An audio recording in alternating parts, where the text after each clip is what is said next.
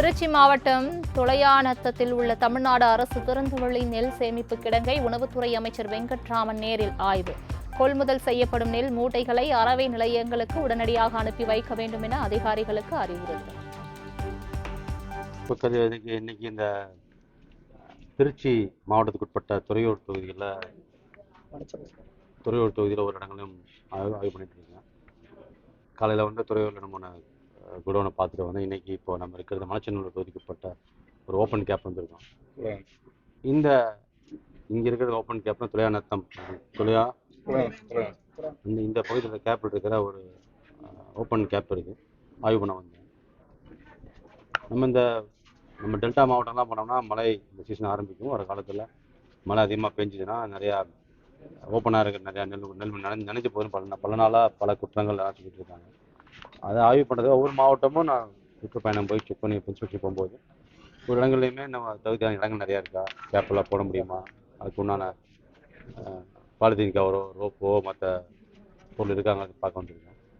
இன்றைக்கி எதுக்கு இந்த இடம் வந்தோம் அப்படின்னா நம்மளோட டெல்டா மாவட்டங்களில் இந்த குருவி சாகுபடி வந்திருக்கு. அதோட 2 லட்சம் மெட்ரிக் டன் 1.5 லட்சம் மெட்ரிக் டன் நெல் சாகுபடி வரும். இந்த சீசன் ஆரம்பிக்கும் செப்டம்பருக்கு அப்புறம்.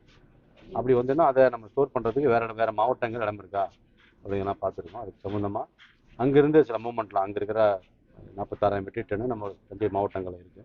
டெல்டா மாவட்டத்தில் மட்டுமே போன வாரம் பார்க்கும்போது இருந்தது.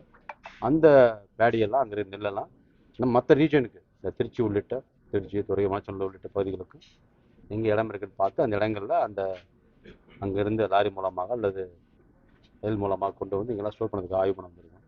இங்கே ஸ்பேஸ் இருக்குது. வருங்காலங்களில் நாளை முதல் அந்த பணிகளை மேற்கொண்டு நேற்று கூட இன்னைக்கு காலையில் துறையூரில் துறையூர் தொகுதிப்பட்ட பிளேஸில் ஒரு கவர்டு குடோன் முற்றிலும் கவர்டு குடோன் பார்த்துட்டு வந்து ஓப்பன் பண்ணி வச்சுருக்கோம். ஒரு 7,500 மெட்ரிக் டன்னில் கவர்டு குடோன். அந்த இடங்களில் நிறைய இடங்களில் வந்து நம்ம மில்லுக்கெல்லாம் போகும்போது நம்ம நெல் மணிகளை மில்லுக்கு அனுப்புகிறோம். அந்த மில்லுலேருந்து அவங்க மில்லை அரைச்சி அரிசியாக கொடுப்பாங்க. அந்த அரிசி இறக்கிறதுக்கு இடமில்லைன்னு நிறைய பேர் கோரிக்கை கொடுத்துருந்தாங்க. நிறைய மில்லில் அந்த ரெக்வஸ்ட் இருந்தது. இந்த மாதிரி புது குடோன்லாம் ஆரம்பித்து அந்த குடோனில் கவர்டு குடோனில் இந்த நெல்லெல்லாம் இறக்கி வச்சு இந்த அரிசிலாம் இறக்கி வச்சுட்டு இங்கே இருக்கிற நெல்லை உடனே அரிசி ஆலைகளை கொடுத்து அரைக்கிறதுக்கும் டெல்டா மாவட்டங்களில் சில பகுதி மாவட்டங்கள் எங்கெல்லாம் தேக்கமாக இருக்கோ அந்த நெல்மணிகளை இந்த மாதிரி எங்கே அவைலபிள் இருக்கோ அந்த இடங்களுக்கு அனுப்புறதுக்காக நடவடிக்கை பார்த்துட்டு இருக்கோம். இந்த எல்நினோ நண்பர் கேட்டார். எல்நினோ தாக்குதலில் நிறைய எல்லாரும் பேசிகிட்டு இருக்கோம். நம்மளோட சுற்றுச்சூழல் துறை நிறுவனர்கள் அவங்களோட ஆராய்ச்சிகள் அனைத்தோடு ஒரு நிகழ்ச்சிக்கு போயிருந்தோம்.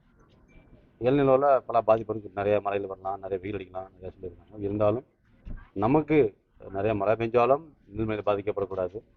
சப்போஸ் மழை கம்மியாக இருந்ததுன்னா அதனால் நெல் உற்பத்தியோ மக்களுக்கு விவசாயிகளுக்கு பாதிப்பு வரும்போது அதை சரி பண்ணுற அளவுக்கு உண்டான ஒர்க்கையும் பார்த்துட்ருக்கோம். எந்த சூழ்நிலையும் உணவு தட்டுப்பாடு வரக்கூடாது. விவசாயிகள் பாதிப்பு இருந்தால் அந்த பாதிப்பை சரி பண்ணுறதுக்கு உண்டான ஆக்டிவிட்டியும் மற்ற இப்போ நேற்று கூட ஒரு ஆராய்ச்சி நிறுவனத்தை பேசிகிட்டு இருந்தேன். நம்ம அடையாளப்பட்ட பகுதியில் சார் இந்த கேப்போட செயல்பாடு உங்களுக்கு திருப்தியாக இருக்கா சார்? என்ன ஆலோசனை கொடுத்துருக்கோம். கிட்டத்தட்ட 50,000 மெட்ரிக் டன் ஸ்டோர் பண்ணுற அளவுக்கு ஸ்பேஸ் இருக்குது. 30,000 மெட்ரிக் இங்கே இருக்குது. ஆப்போசிட்லேயே ஒரு 50,000 மெட்ரிக் டன் இருக்குது. அதை கரெக்டாக 30,000 இருக்குது. 20,000 ஸ்டோரேஜை பண்ணலாம். இப்போ பேசியிருக்கேன். சம்மந்தப்பட்ட துறைகளும் கூப்பிட்ருக்கேன். எங்களோட இந்திய வரையும் கூப்பிட்ருக்கேன்.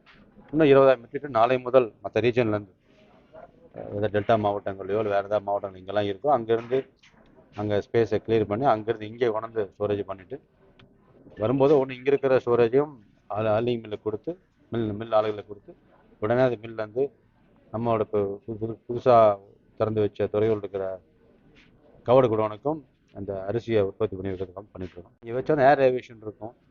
ஜென்ரலாக எப்படின்னா 1000 மெட்ரிக் டன் இருக்கிற ஒரு உணவுப் பொருட்களை தானியங்களை நம்ம சேமித்து வைக்கணும்னா கிட்டத்தட்ட 7,000 ஸ்கொயர் ஃபீட்டில் இடம் தேவை.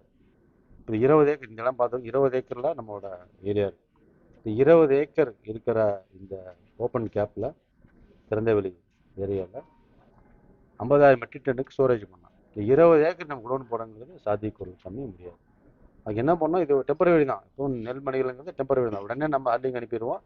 அது உடனே ரைஸாக மாறி வந்துடும். இப்படி 100 கிலோ நெல் நம்ம இருக்குன்னா இந்த 100 கிலோ நெல் அரவு பண்ணோம்னா 68% தான் கிடைக்கும். 68 கிலோ தான் நெல் கிடைக்கும். 68 கிலோ தான் நமக்கு அரிசி கிடைக்கும். அதான் FCA நாம்ஸ். அதனால நமக்கு நெல்லை பொறுத்தவரைக்கும் உடனே ரொம்ப நாள் வச்சிருக்க மாட்டோம்.